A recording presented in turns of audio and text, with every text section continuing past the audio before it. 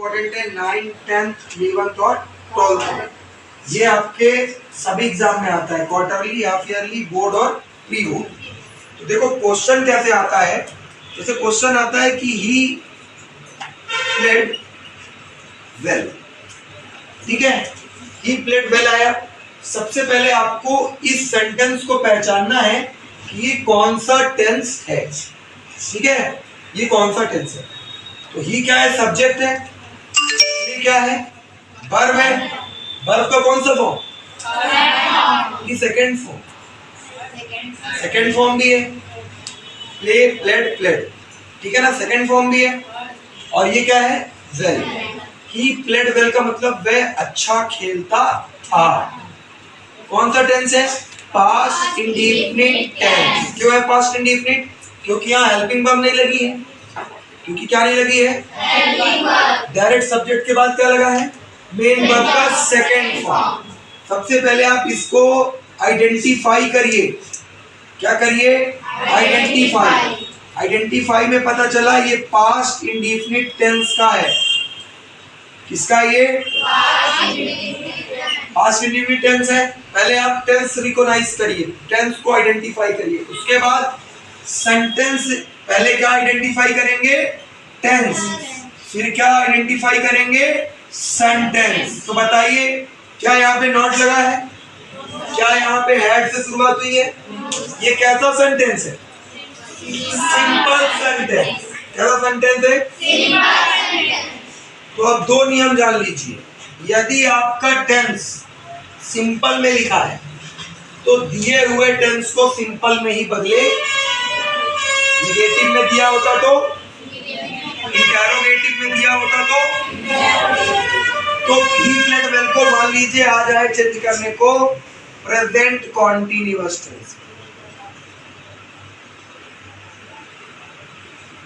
आपका क्वेश्चन ये आएगा, डू एज डायरेक्टेड में ही प्लेड वेल को चेंज करना है प्रेजेंट कॉन्टिन्यूअस टेंस में। तो सबसे पहले प्रेजेंट कॉन्टिन्यूअस टेंस की हमें रूल पता होना चाहिए। कौन सा रूल पता होना चाहिए, सिंटैक्स वाला, ठीक है। तो सिंटैक्स क्या कहता है, प्रेजेंट कॉन्टिन्यूअस, और कौन सा सेंटेंस में बदलेंगे, सिंपल में, क्योंकि ये किसमें था, सिंपल में, तो बदलेंगे भी किसमें, सिंपल में। तो इसका सिंपल का रूल लिखो, subject plus is are am plus main verb का first form plus ING plus object plus other verb. यहां तक क्लियर है। इसमें सब्जेक्ट क्या है, सब वही रहेगा, सब्जेक्ट क्या है, ही का क्या आएगा, ही। अब यहाँ पे हेल्पिंग वर्ब नहीं लगी थी, बट यहाँ पे हेल्पिंग वर्ब लगेगी। ही के साथ क्या लगेगा, इज, ही के साथ क्या लगेगा, इसी सेंटेंस को बदलना है, इज। मेन वर्ब क्या है, प्ले, तो क्या बन जाएगा, प्लेइंग, क्या बन जाएगा, वेलकम लीजिए, ही प्लेइंग, ही इज प्लेइंग। समझ में आया। अब मान लीजिए सबको एग्जाम में आता है, जैसा दिया है पहले क्या पहचानना है, टेंस, फिर क्या पहचानना है, सेंटेंस, और जिस सेंटेंस में दिया है उसी में बदलना है टेंस का। आपको रूल पता होना क्लियर है। अब राइट अ लेटर।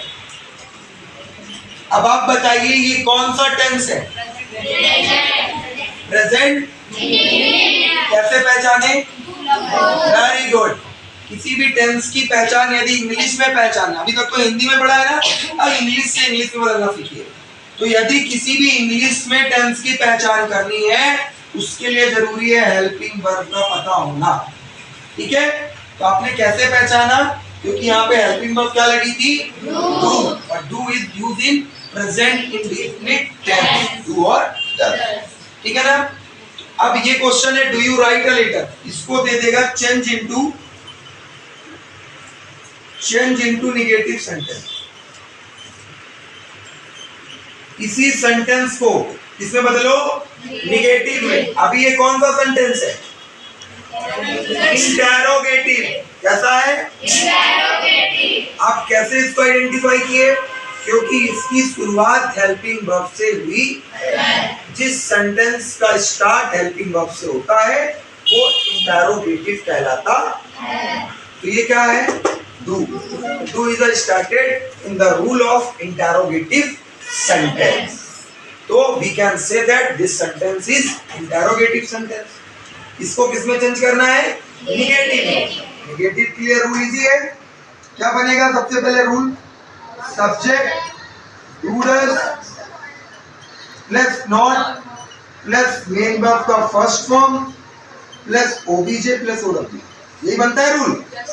इसका आंसर क्या होगा? आंसर होगा यू, फिर क्या लगेगा? डू, फिर क्या लगेगा? नॉट, फिर क्या लगेगा? Very good. समझ गए आप लोग? समझ आया बहुत अच्छे से? तो ठीक है, हम आशा करते हैं हम दूसरी सीरीज में फिर मिलेंगे। जय हिंद, जय भारत।